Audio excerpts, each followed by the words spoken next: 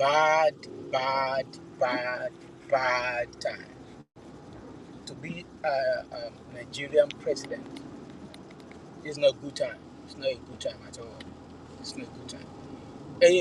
At the talk, I'm saying there is a king,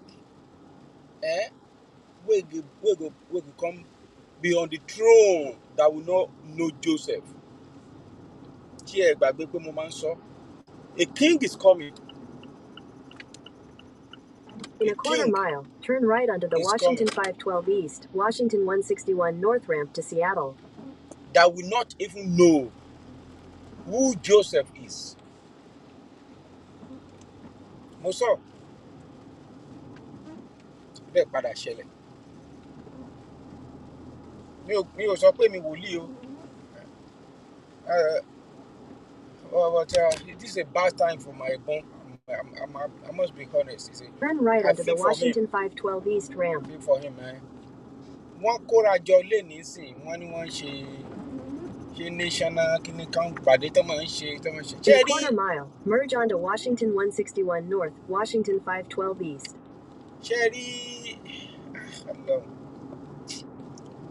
Ṣé àwọn mo kékeré àwọn tí ẹ̀gbọ́n yẹn kó yíra ká. Ẹ̀gbọ́n mi Tinubu ojú tó yọbọ́ tí ò fọ́. Ọlọ́run ní jẹ́ kán fọ́ ojú ẹ̀ yìí o. And that is why táwọn èèyàn bá ń sọ pé mo gbowó lọ́wọ́ Tinubu nìkan gbàkàwọ́ ẹjọ́ ṣé Fúlàní lẹ fẹ́ kí n support ni? Buhari tó jẹ́ wípé ńgbà tó wá Buhari wá sí Ìbàdàn kó tó di wípé ó di president yìí mi lè gbàgbé meeting yẹn láéláé tó ní wọ́n pa àwọn èèyàn Buhari lọ sí Egypt tó sọ wípé kí everywhere nook and cranny ká máa bọ̀ àwọn Fúlàní Futajalon ní Fúlàní ti wá àwọn Haúsá gan lọ́wọ́lọ́wọ́ báyìí wọ́n ń kígbe pé àwọn ò kì í ṣe Haúsá Fúlàní láti máa mú ìtànkìtàn wáyé pé èdè lásán ni Haúsá pé kì í ṣe ìran pé kì í pé wọ́n pé oh my God a dẹ̀ ń support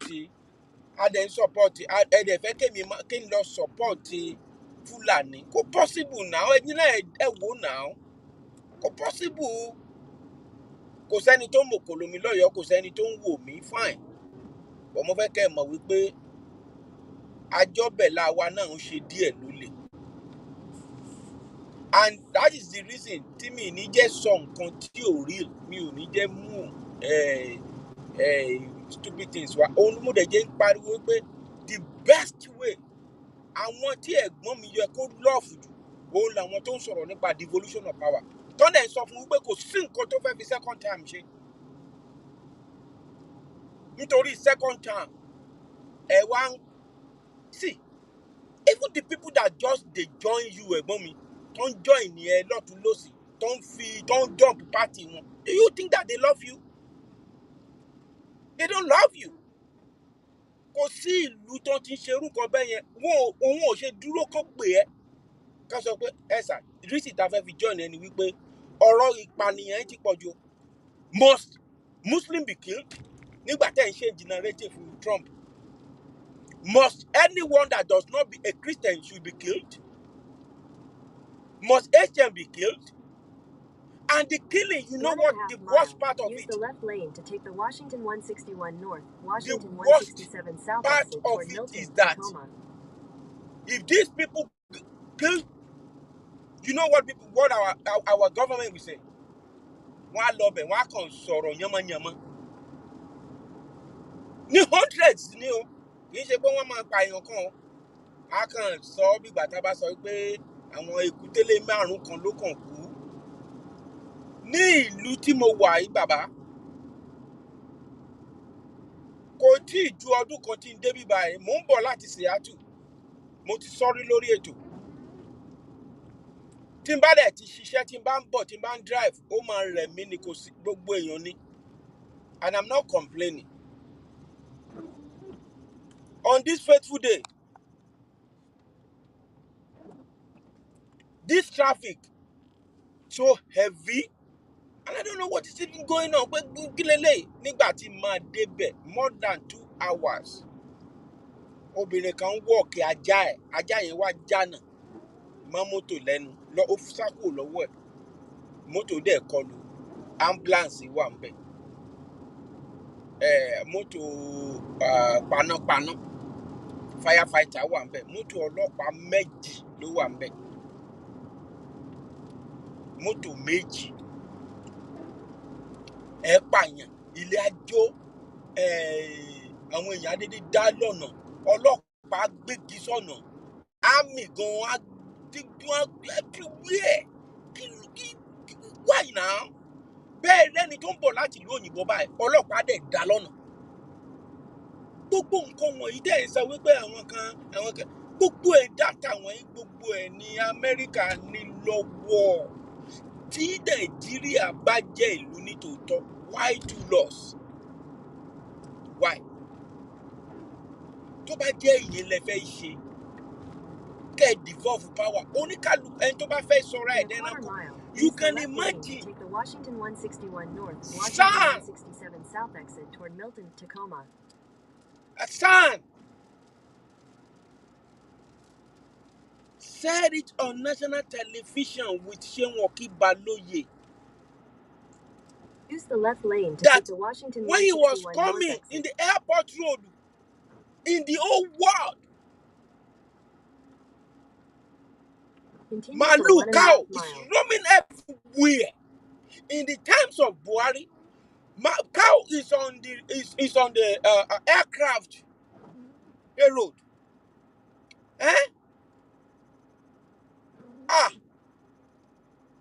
See why we are trying to paint Trump bad. I voted for him, you know, and I followed my spirit. I've never regretted voting for that guy. And it is not because of Christian or no Christian. No, I don't care. One of the things that made me voted for him is this: that guy he doesn't behave like these other politicians. He will say it as this: hate here. Most of them in my own office. Mẹ́ta làwọn tí ò ní document wá já ọ́fíìsì mi. Ṣé èmi lẹ fẹ́ kínú ẹ̀ dùn? Ṣé ẹni ọ̀rẹ́ mi ọ̀rẹ́ tó dàbí ọmọ ìyá sí mi tí ọmọ ẹ̀ lọ sí school ọkùnrin tó padà wálé tó sọ fún bàbá ẹ̀ ọmọ 30 years tó sọ pé obìnrin lòun. In a quarter mile, Ṣé ẹ pé use the nígbà right tí lane mi ò to kì take the í Washington ṣe 161 nígbà tí mi ò North kì í ramp ṣe to ẹranko Milton. mi ò ṣe lórí burúkú tó ń bẹ̀rẹ̀ sùn.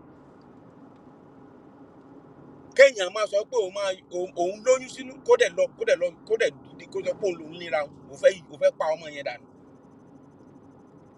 Democrat bà ayé Áfíríkà jẹ́ débi tó dé yẹn. Democrat ló bà ayé wa jẹ́ débi tá a dé yẹn. Kó ní kálukú ká lọ sinmi Use the ká right lọ lane to sinmi take the ara wa. Washington 161 North ramp. Ká lọ Then use sinmi any ara wa. lane to turn Wéré right tá à ń onto sọ yẹn. Washington 161 North, North Meridian Avenue. Wéré tá à ń sọ yẹn. Àwa la wà ń bí àwa la mọ nǹkan tó ń ṣẹlẹ̀. I am not saying that Trump is an angel. The light. Use But any lane to turn right But onto let me tell Washington you, 161 North, North Meridian Avenue. all these stupid things that is going on all over the world, we know it is. We know what is going on. Continue on Washington 161 North for 4 miles. Wọ́n kàn fẹ́ máa pa èèyàn lọ anyway, wọ́n kàn fẹ́ máa ṣe bó ṣe wù wọ́n. And why? Tẹ̀yin political elite wa nílé tẹ́ fi sọ̀rọ̀ bí Ọlọ́run. Ìgbéraga yìí ti pọ̀ jù.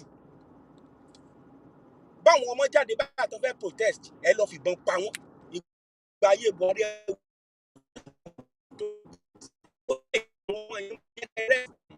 ọba kan á jẹ tí.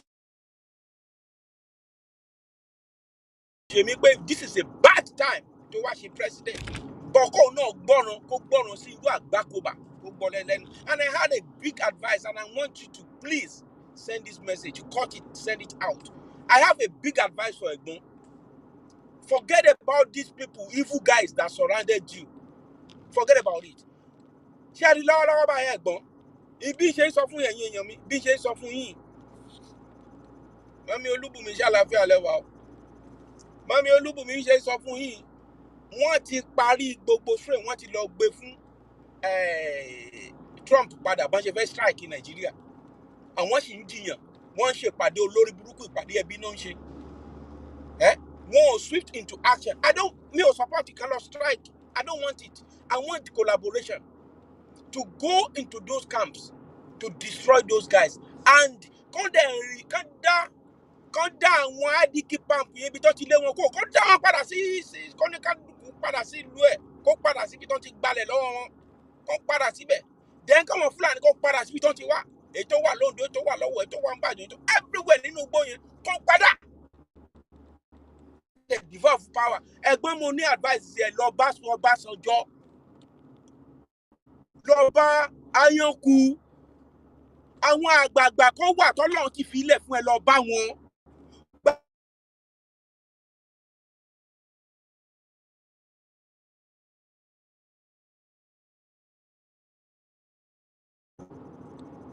Ó gbé ètò tó yẹn kalẹ̀. Ẹ dá sí. Òun wá second time. Listen to this news. America ti parí iṣẹ́ wọn. Wọ́n ń bọ̀ báyìí. Mami Olúbùnmi, ẹ gbọ́ news yìí. Contingency plans for potential strikes on Nigeria. The New York Times reports that the U.S. Africa Command has drawn up and sent its options to the Department of War this week upon the request of Secretary Pete Hegseth. Arise News Chief of Correspondence Ferdinand Duroha reports has more. The military intervention plan is drawn up by the U.S. Africa Command, also known as AFRICOM, a military unit Donald Trump had earlier threatened to dismantle as part of a Pentagon downsizing effort. It includes 3 options: heavy, medium, and light. The New York Times quotes the heavy option presented by the command as the most forceful military response that the U.S. could take against Nigeria. It involves sending an aircraft carrier group to the Gulf of Guinea, off the Nigerian coast, and using fighter jets or long-range bombers to strike targets deep inside northern Nigeria. For the medium option, the command suggests using drone strikes against identified military camps. Bàbá mi Olúwọlé mo kí yín o, ṣàlàáfíà lẹ wà sà. Eléyìí sú èèyàn báyìí o. Wọ́n ti parí iṣẹ́ o. Medium, light, and heavy. Mẹ́ta yẹn náà kọ wá sọ́dọ̀ Trump kan wá fi try. Èmi ò support kí kan wá torí ìgbẹ̀yìn ò kì í dáa. Tẹ́ ẹ bá dẹ̀ lọ sórí Twitter, tẹ́ lọ sórí online, tẹ́ lọ sórí Facebook, everywhere. Nǹkan tí Nàìjíríà sọ ni pé kí Amẹ́ríkà máa bọ̀. Kí ló fà á? Ìgbéraga àwọn politician wa ti pọ̀ jù. Táwọn ọmọ ìbá jáde ẹ fòkò, ẹ gbìbọn, ẹ gbẹ̀ṣẹ̀ lé wọn, ẹ pa wọ́n. Ẹ pa wọ́n. A submit sovereignty fún yín. Gbogbo ìdílé kọ̀ọ̀kan wọ́n ti di kí láti ń pè. Ìdílé kọ̀ọ̀kan ti di local government ara wọn. Wọ́n á ṣe iná, wọ́n á ṣe omi, wọ́n á ṣe ọ̀nà, wọ́n á tún ṣe security fún ara wọn. Wọ́n á tún wá iṣẹ́, tán bá wá iṣẹ́ yẹn tán lọ sóko. Ẹ wá release Boko Haram, àwọn Fúlàní. Tá a bá kọ́lé, wọ́n á wá yọ gate wa. Ṣé àparọ́ ni? Ṣé dandan ni kí odindi governor Bala kó máa sọ wípé kí Fúlàní kó wá kó máa bọ̀ ní everywhere. Tibọ́n.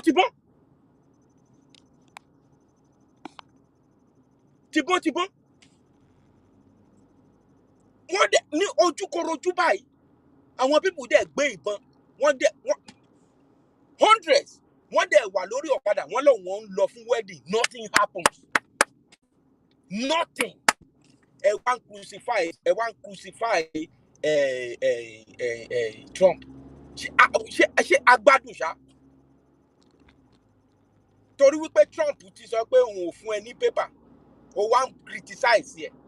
Ẹ jọ̀ọ́, tí Trump bá ní kí n máa lọ sílé mi lónìí, tí ilé mi bá dáa, kí ni mo fẹ́ máa ṣe ń bí nínú òtútù?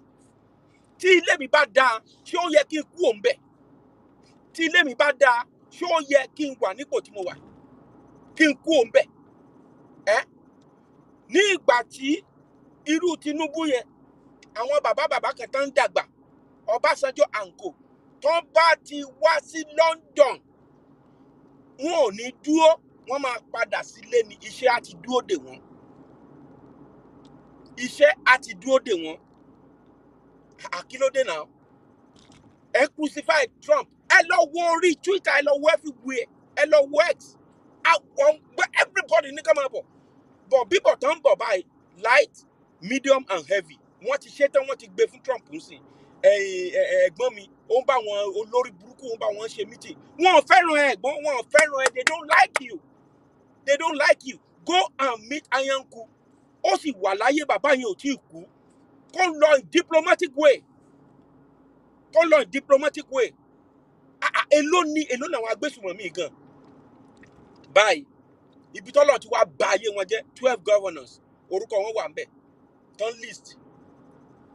Àwọn cleric bíi Sultan Sokoto, bíi kìnnìkan ìgbà kan Sultan wèrè.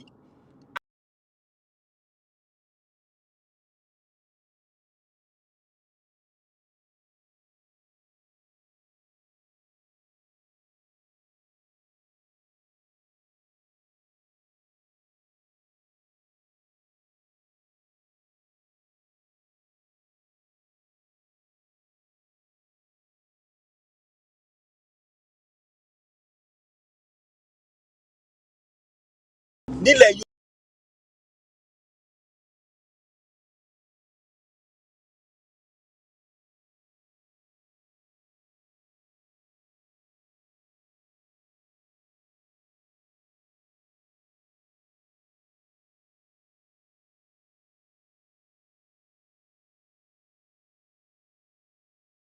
mi ò mọ nǹkan tó ń ṣe device mi o. I don't know. Nǹkan tó wrong pẹ̀lú ẹ̀.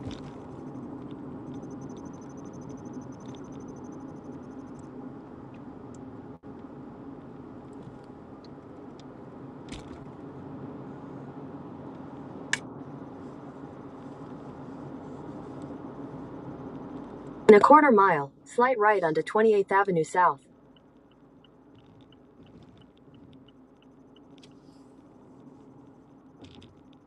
Mi ò mọ nǹkan tó ń ṣe device. Ẹ jẹ́ kí n fi fọ́nrán kan hàn yín sà. Ẹ wá bínú ẹ̀yin èèyàn mi tẹ́ darapọ̀ mọ́ mi lánàá. I don't know what is going on. Ó dùn mí gan. The light, slight right onto 28th Avenue South. That Sharia is on our neck, and that is in the public space. 12 core northern states Sharia run.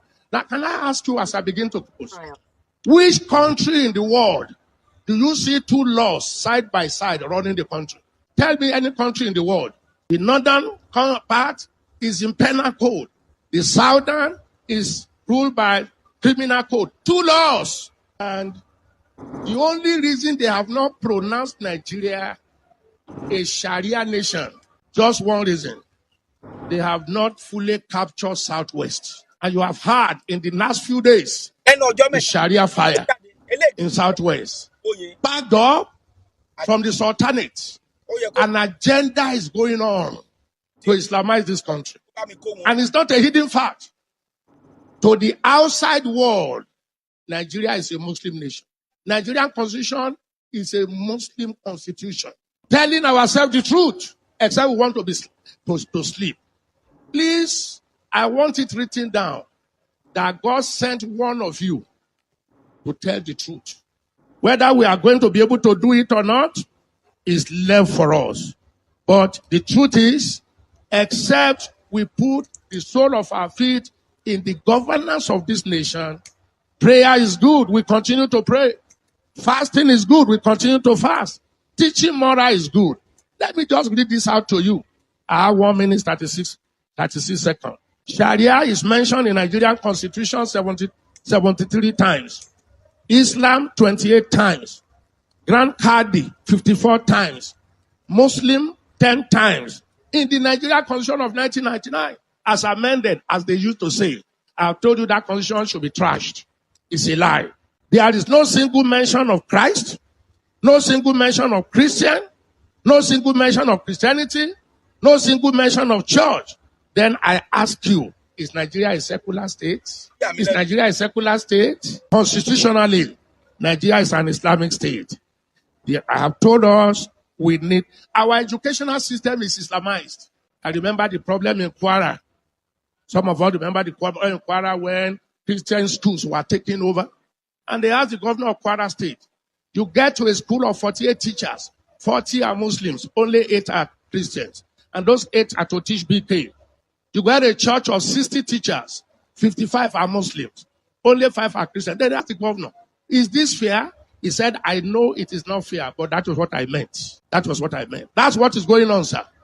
Please, let's wake up. This also we ought to do without leaving the others undone. So, in Timo expect ki egbon mi o se devolution of power tá ń bá sọ yìí. Ṣé rí gbogbo àwọn tó ń di camp, APC, di camp, ó lè tán jà.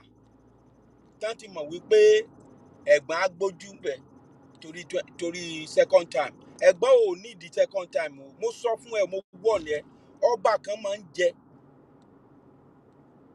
A rí president ní America tí ò kí ẹ̀ ń pa second time ò jẹ́ Kennedy náà gborúkọ ẹ̀ kò kàn ó.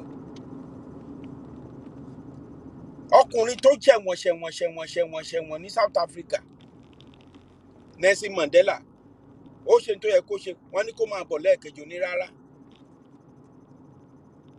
Kò kàn ó. Abiola win kò dépò president o ẹ̀gbọ́n mi. Tó bá devolve power ní ayé Nàìjíríà ò ní gbàgbé ẹ̀. Ó máa di òòṣà ni. Ó máa di òòṣà fún ilẹ̀ Nàìjíríà ni. Wọ́n máa bọ ẹ́ ni. Orúkọ rere ní ọjọ́ ọ̀la ó mọ̀ sàn jù. Ó mọ̀ sàn jù. Ṣé ẹ ò gbàgbé ọkùnrin yẹn èèyàn mi? Ẹ̀yin mọ́mì àti dádì mi tẹ́ wà pẹ̀lú mi, ikú ò ní wà pẹ̀lú yín. Inú mi dùn sí yín o. Bàbá mi wà sórí jìnnà. Kò ní bàjẹ́ bàbá. Ṣé ẹ ò gbàgbé ọkùnrin yìí? Turn left onto the I-5 North ramp. And the truth. And let me make some revelations, because some of us also have our own intelligence networks. Okay. Have met with some of the bandits. We have met with some of their high commanders. 1 or 2 who have repented. They have sat down with us, not once, not twice. They told us that one of the northern governors is the commander of Boko Haram in Nigeria. Boko Haram and the bandits are one and the same thing. They have a sophisticated network. During this lockdown, their planes were moving up and down as though there was no lockdown. Moving ammunitions, moving logistics, moving money, and distributing them in different parts of the country. They're already in the south, in the rainforest of the south.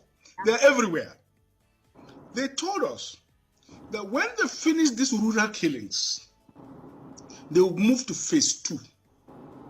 The phase 2 is they will go into the urban cities, going from house to house, killing prominent people. I can tell you, this is the game plan. By 2022, they want to start a civil war in Nigeria. Don't joke with what I'm saying. I have a PhD from Oxford University. I'm a central banker. We don't talk nonsense. So don't joke with what I'm telling you. I have this from the highest possible authority, higher authorities of some of the commanders of the killers and Boko Haram. You said northern governors, past or present, Dr. Badaya? No, current. No, they said one of them is the commander of Boko Haram in Nigeria. One of them. And they are not looking for money. They have more than enough money. In fact, he told me they just came back from and the truth. And let me make some revelations, because some of us also have. It's not about ransom. They just want to pass a message. We can come in. We can do what we need to do. And there are some hardliners in this government that are sponsoring this kind of narratives. They just want to show that they can Islamize this country.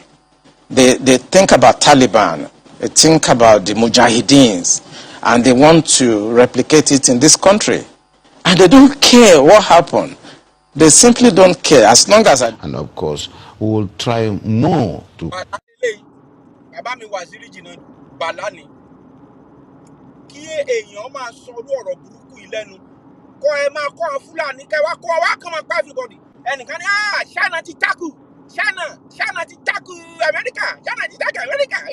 Come on, stop. Baba Waziri Kinadu, wọ́n ti parí gbogbo nǹkan tó fẹ́ ṣe. Light, medium, and heavy. Èyí Nàìjíríà bá fẹ́ fọ́ mú bẹ̀. Wọ́n mú advice ẹ̀gbọ́n kó lọ sábà yẹn kú. Ọbásanjọ́ sì wà ń bẹ̀ bó sì jẹ́ èṣù tó yẹn. Ó sì ní wéètì nígbà àgbáyé o. Diplomatic way. Ìpàdé tó lọ ń kóra wọn ṣe àwọn olè tó kó tira wọn yẹn, wọn ò fẹ́ràn ẹ̀gbọ́n wọn ò fẹ́ràn ẹ. Irú bàlá yìí is working freely. Vice president yẹ tí ó mọ ẹ̀kọ́ pẹ̀lú àwọn tó máa mú. Tí ó mọ ẹ̀kọ́ pẹ̀lú àwọn tó máa mú. Yọ̀ọ̀kùn kúrò lọ́rùn ara ẹ. Bí kú bá fẹ́ pani tó bá fẹ́ pọ̀ mọ́ ẹni tí náà bá jẹ́ ọmọ ẹ̀ yọ̀ọ̀kùn kúrò lọ́rùn ẹ ẹ̀gbọ́n ojú yọ̀bọ́ lọ́wọ́ wọn. Àwọn tó ń bá ṣe meeting yẹn, they don't love you. They don't love you. Oh, mo ti gbọ́ o. No, to cultivate that culture in our people, while at the same time bringing the Fulanis in one fold and try to arrest their traditional practice of moving from one place to the other. And that is very big, an uphill task. But I think we can communicate with them more, because to them they don't have borders from Cameroon to Nigeria. But that's the thing, Excellency. How do we ensure that those who will be participating in this federal government largely funded program will be Nigerians? In terms of the funding? No, in terms of the operations. Operations. You said to bring in the Fulanis together. We have Fulanis from other countries. The issue of misconception, I said there is a lot of mistrust and misconception with regards to the Fulani man. The Fulani man is a global or an African person. He moves from the Gambia, from Senegal, and his nationality is just a Fulani man. And as a person, I may have my relations in the Cameroon, but they are also Fulani men. I have relations because from the maternal side, I'm a Fulani man. And that is why we want to educate people. A Fulani man sees himself as a Bayelsan, as somebody coming from the Niger Delta, because he speaks the Niger Delta language, which you and I don't. And of course, we would have to just take this as part of our own heritage, something that is African, and that we cannot just close the border and say the Fulani man is just a Nigerian or this. No. In most cases, the crises are precipitated by those outside Nigeria. When there is a reprisal, it is not the Fulani man within Nigeria that causes it. It is that culture of getting revenge, which is embedded in the tradition of the Fulani man, that attracts reprisal from all over the world. If I understand, does that mean that those Fulani men who are maybe domiciled in other countries, who move around, they can come into the country and this plan will accommodate them as well? Yes, that's what we want to do. But it has to be done through sensitization, telling them you have to buy in the project, and you use the language, the culture itself to be able to convince them, away from the mistrust where the whole system of transhumance or pastoralism is criminalized. Criminalization of pastoralism is the problem that we have with this project, and it requires people with passion who understand them and who they believe in, people like us from that part of the country, to say yes, we have this. Because today there is no limit to the accusation that this and that has happened and it is the Fulani man who caused it. There is no tribe that is not that you don't have this criminality in, but certainly the way and manner we do it is really exacerbating the crisis and the problems. Will there be any form of documentation of all the people that will be, yes, we are within that? Oh yes, that is going to give Nigeria the opportunity to really.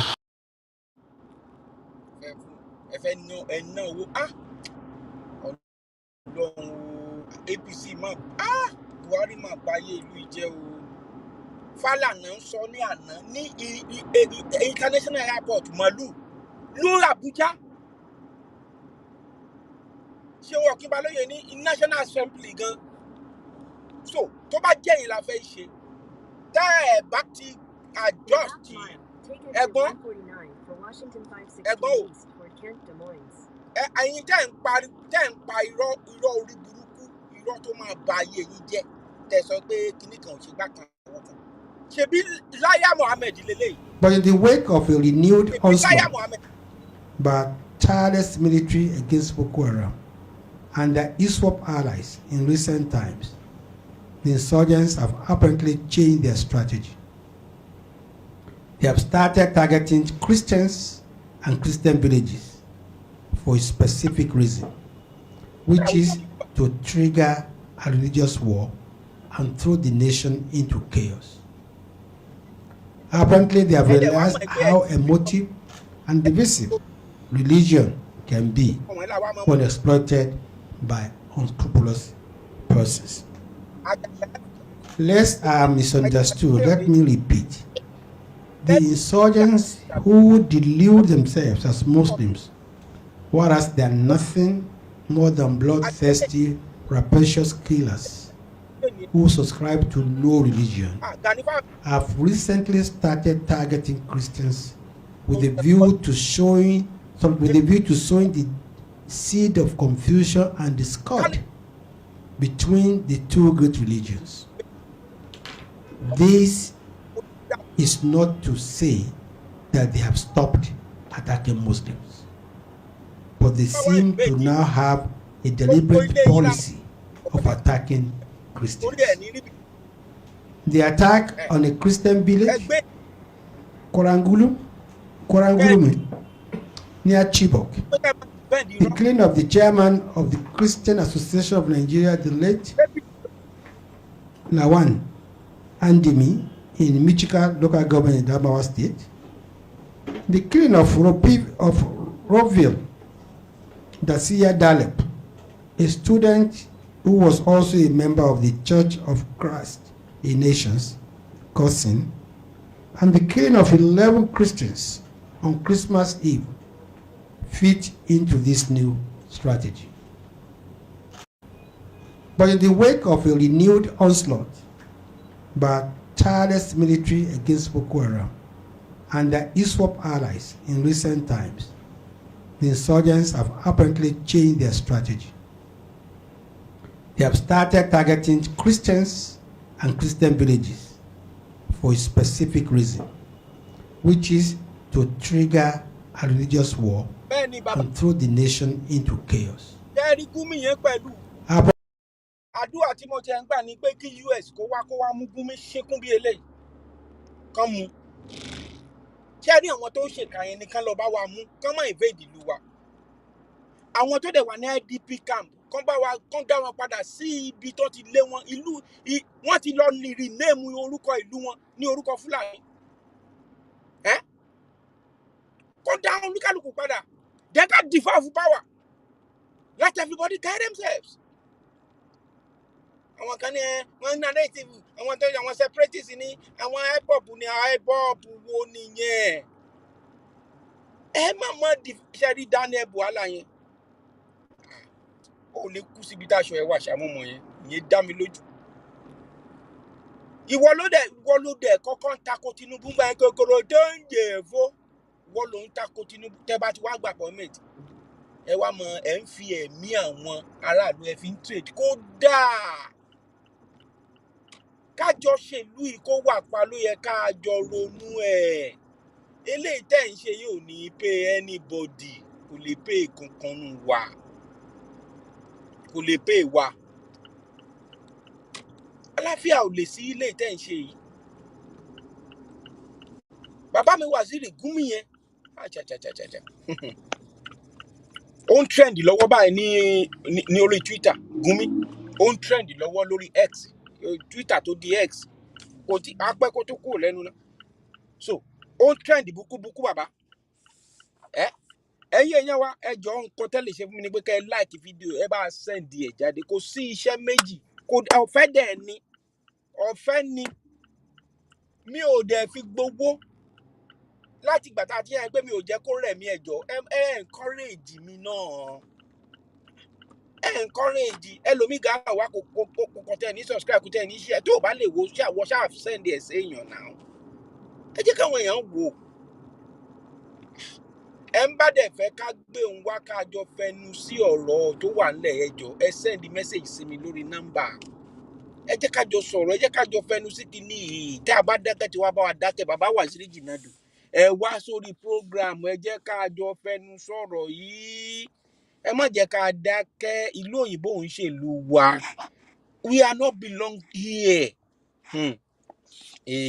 Ó ti dàbọ̀ mo ti lọ o. Àtúnkà pàdé ọdúndún yín ọmọ asọ̀dẹ̀dẹ̀rọ̀ mo máa padà wá o. Ẹni tó bá ní ẹ̀wà mi ò ní wá. Òòjọ́ tí ẹni tútù bá forí sàpáta ẹwà ara rẹ̀ á bàjẹ́. Ó dàbọ̀.